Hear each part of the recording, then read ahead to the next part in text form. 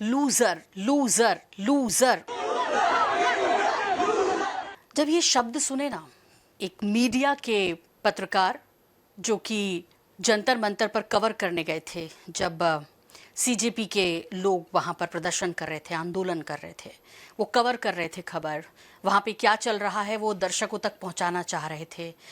CJP वाले क्या कह रहे हैं, सरकार ने उनकी बात मानी कि नहीं मानी, वो कैसे आंदोलन कर रहे हैं, ये सब कुछ दिखाने के लिए एक चैनल के पत्रकार वहाँ पर थे और वहाँ से शोर उनके चारों तरफ था, लूज़र लूज़र लूज़र। जब ये वीडियो देखा ना तो बहुत दुख हुआ और बुरा भी लगा। क्यों? क्योंकि वो भी पत्रकार हैं और मैं भी एक पत्रकार हूँ। इसलिए बुरा नहीं लगा कि वो एक पत्रकार हैं, उससे ज़्यादा बुरा इसलिए लगा कि क्या दोष सिर्फ खाली उन्हीं का है, या जितने पत्रकारों को इन कॉकरोच पार्टी के लोगों ने पीटा, मारा, उनके साथ अभद्रता की, उन्हें गंदी गंदी गालियां दी, क्या अकेले वो इसके दोषी हैं? लेकिन शायद जो हमारे युवा जोश हैं, जिसको कहते हैं जेन ज़ी, अभी बहुत ऊर्जा में है, बहुत आग है उनके अंदर, होनी भी चाहिए। बहुत अच्छा किया उन्होंने अपनी जिद जंतर मंतर पर जाकर सरकार से पूरी करवा ली। ये होना चाहिए था, एक उदाहरण बनना चाहिए था, एक मैसेज दिया जाना चाहिए था कि गलत कुछ होगा तो बर्दाश्त नहीं किया जाएगा। लेकिन सबसे बड़ी बात है कि क्या आप सिस्टम में हो? आप सिस्टम में नहीं हो। आप सिस्टम में नहीं हो इसलिए पुरजोर तरीके से विरोध कर पा रहे हो। सिस्टम में जो भी कुछ गलत है, यदि आप उसको ठीक करना चाहते हैं तो आपको सिस्टम के अंदर आना होगा। आपको सिस्टम में रह के फिर ये करके दिखाना होगा। सरकार को मजबूर किया और इस्तीफा ले लिया। हालांकि इसमें कई सारी बातें हैं, बात सिर्फ उस एक रिपोर्टर की नहीं है जिसके विजुअल्स देखकर जहन में घबराहट हुई कि ये क्या हो रहा है। मतलब अब पत्रकार जाएं भी ना, दिखाए भी ना कि क्या हो रहा है, क्योंकि वो पिट सकते हैं। जेनजीज के जो हौसले हैं वो भी बहुत बुलंदियों पर है कि हम चाहें तो कुछ भी कर सकते हैं। देखिए, हम सिर्फ रील बनाने वाले नहीं हैं। जेनजीज जो लोग वहाँ पर पहुँचे थे ना, वो किसी न किसी संस्थान से जुड़े हुए हैं, और आप लोग भी यदि किसी संस्थान से जुड़े होते और उसके बाद अपनी मनमर्जी करके दिखाते तो मैं जानती। रही बात पत्रकारिता की, तो जेनजीज एक बात बहुत अच्छे से आप जान लो कि पत्रकारिता तो आज कोई भी कर सकता है, आप भी कर सकते हो। बहुत अच्छी बात है, नए युवा पत्रकार का जोश आपके अंदर है, आप उसे लेकर आ रहे हो। करो पत्रकारिता, अच्छी पत्रकारिता करो, अच्छी चीज़ें लेकर आओ। हमसे बेहतर आना चाहिए क्योंकि आप तकनीकी रूप से बड़े स्ट्रांग हो गए हैं। लेकिन जब अनुभव होगा ना, किसी संस्थान में जाकर जुड़ेंगे ना, तब शायद आप ये नहीं कर पाएंगे जो आप जंतर मंतर पर कर रहे थे। उसकी वजह यह है कि आप जब नौकरी में जाएंगे ना, तो सबसे पहले आपको चिंता होगी अपनी सैलरी की, अपने परिवार की, अपने नफ़े नुकसान की। ये सब चिंताएं आपको होंगी। सबसे बड़ी बात है कि समाज को यदि सुधारना है तो वो समाज सुधार का ठेका अकेले पत्रकार ने नहीं ले रखा, सबकी जिम्मेदारी है।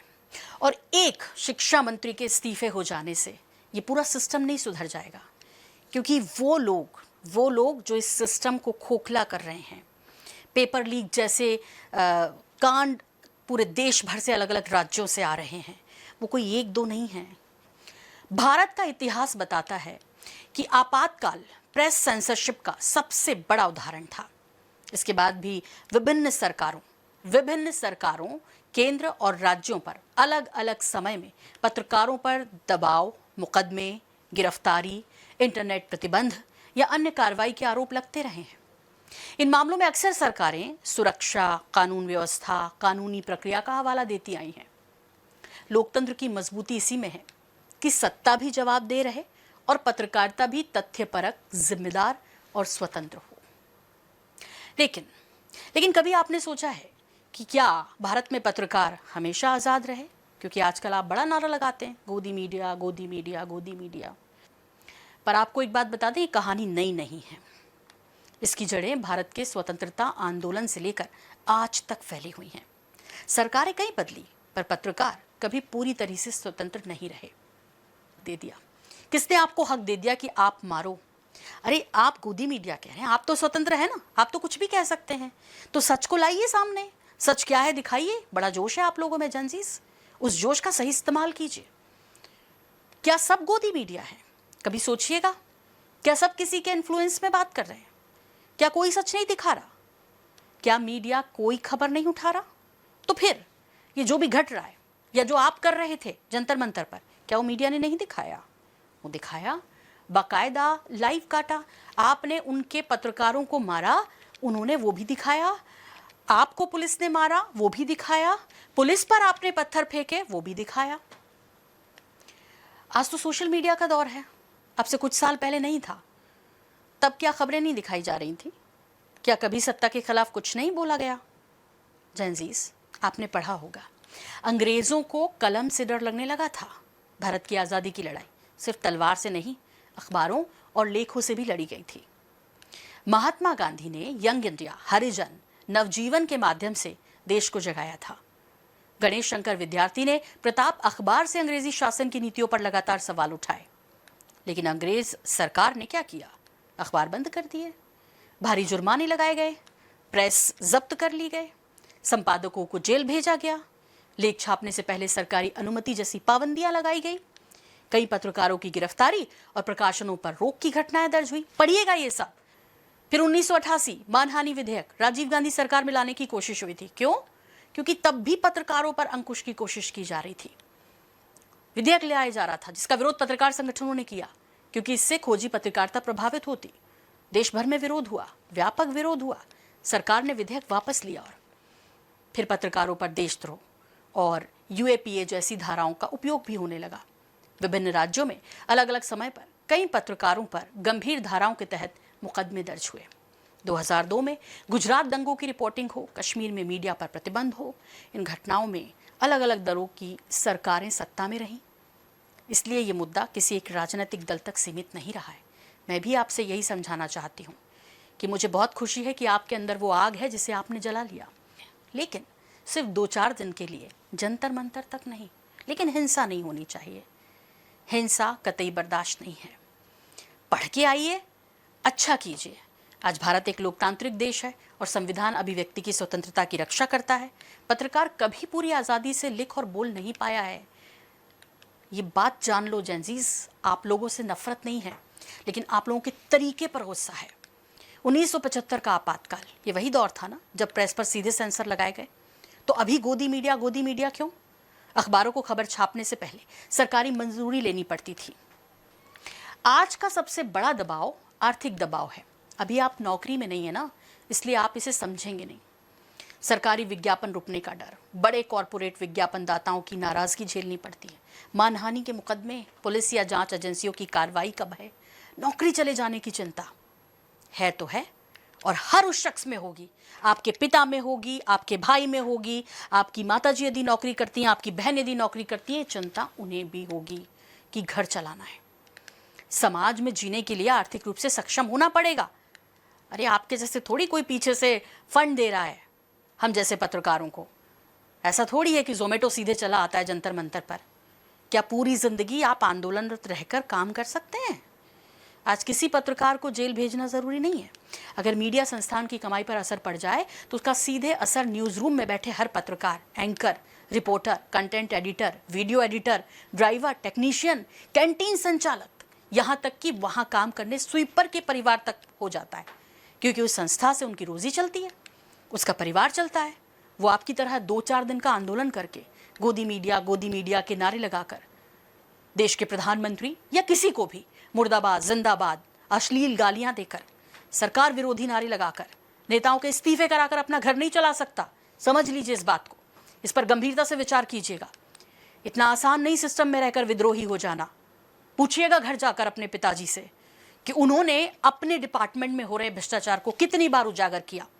आप लोग भी जब अपना परिवार बनाएंगे, कहीं नौकरी करेंगे, फिर चाहे वो सरकारी हो या प्राइवेट, सबसे पहले आप अपना हित देखेंगे। आप अपने पूरे परिवार को ताक पर रखकर समाज सेवा नहीं करेंगे। और सुनिए, यदि आपको करना भी है ना पत्रकारिता, जो आप कह रहे हैं कि बोलते नहीं हैं, आप कीजिए ना पत्रकारिता। और सुनिए, मीडिया का काम क्या होता है? मीडिया का काम होता है इन्फॉर्मेशन सरकार तक पहुंचाना कि जनता क्या कह रही है, जनता की बात सरकार तक पहुंचाना और सरकार ने क्या कहा वो बात जनता तक पहुंचाना। आपको देश बदलना है, आपको सुधार करना है, तो चलिए अपने घरों से कीजिए। अपने उन नाते रिश्तेदारों को ढूंढिए जो अपने बच्चे को कॉम्पिटिटिव एग्जाम पास कराने के लिए ये पेपर खरीदते हैं जिस पेपर लीक को लेकर आपने कोहराम मचाया, क्योंकि मार्केट में वही बिकता है जिसके खरीदार होते हैं। यहां से सुधारिए सिस्टम को। इस्तीफा हो जाने से सिस्टम नहीं सुधरेगा। विरोध कीजिए अपने उन लोगों का जो प्रमोशन के नाम पर, लाइसेंस बनवाने के नाम पर, पास कराने के नाम पर, नंबर ज्यादा देने के नाम पर, काम को जल्दी करवाने के नाम पर, रजिस्ट्री जल्दी कराने के लिए पैसा देते हैं। ढूंढिए अपने घर में कौन कौन है। सवाल कीजिए अपने माता पिता से कि कितनी बार उन्होंने अपनी जिंदगी में अब तक की अपने काम निकलवाने पैसा दिया है, यानी उस भ्रष्टाचार, उस सिस्टम का वो भी हिस्सा रहे हैं। उन्हें सुधारिए। जेनजीज, आप ठीक कीजिए सिस्टम को। आप जड़ पर जाइए। आप कुछ दिन हल्ला करके और सरकार से इस्तीफा करवा के कुछ मंत्रियों का आप सिस्टम को ठीक नहीं कर सकते। उन्हें लाइए सामने, क्योंकि वो भी जिम्मेदार है भ्रष्टाचार के सिस्टम को बनाने और आगे बढ़ाने के लिए। कीजिए ना सफाई अभियान की शुरुआत। हम तो चाहते हैं यंग जनरेशन आए, हमें अच्छे नेता मिले। निकलिए अपने घरों से। जंतर मंतर पर जिद पूरी हो सकती है। सिस्टम की जड़ों तक जमे हुए भ्रष्टाचार को खत्म करने की जिम्मेदारी सबकी है, सिर्फ पत्रकारों की नहीं है। इसलिए उनको मत पीटिए, आपकी भी उतनी है। तो क्यों मार रहे हो पत्रकारों को? क्यों गालियां दी? और शर्म तो तब आ गई जब लड़कियों ने ऐसी ऐसी बातें कही वहां जो मौजूद थी उस आंदोलन में। शर्म आ गई। आप लोग नई पीढ़ी हैं, आप लोग जेनजीज हैं, आप लोग संभालेंगे देश को इस भाषा के साथ, इस तरीके के साथ, इस हिंसा के साथ? आप भी तो देश के नागरिक हैं, कीजिए ना समाज सुधार। और जेनजीज, अब तो दौर आपका आ गया है। अब हर कोई पत्रकार है जो गलत लगता है और जो सही लगता है उसके खिलाफ आवाज उठाइए, ईमानदारी से उठाइए। अपना फायदा और नुकसान सोचे बिना सच बताइए लोगों को। और एक आदमी पूरे सिस्टम को नहीं सुधार सकता। इसलिए जो लूजर आप उस पत्रकार को कह रहे थे ना, उसे देखकर दुख हो रहा था। उसका रिस्पॉन्स देखा, जोश तो उसमें भी होगा, पर वो आपके पिता की उम्र के थे, वो आपके भाई की उम्र के थे। कितना पेशेंस था। ये पेशेंस जो है ना, ये अनुभव के साथ आता है। ऐसे ही रिपोर्टर जाते हैं और बहुत विकट परिस्थितियों में खबरें आप तक पहुंचाते हैं। आपकी तरह 4 दिन वहां हल्ला करके उन्होंने अपनी ये नौकरी नहीं की है या अपना परिवार नहीं पाल रहे हैं। इस बात को अच्छे से समझिए। देश को बदलना है। आप जैसे जोशीले युवाओं की ज़रूरत है देश को। लेकिन इसके लिए पहले सिस्टम से चलिए, लोकतंत्र से चलिए। संविधान की किताब लहराने से कुछ नहीं होगा। आपको संविधान का पालन करना होगा।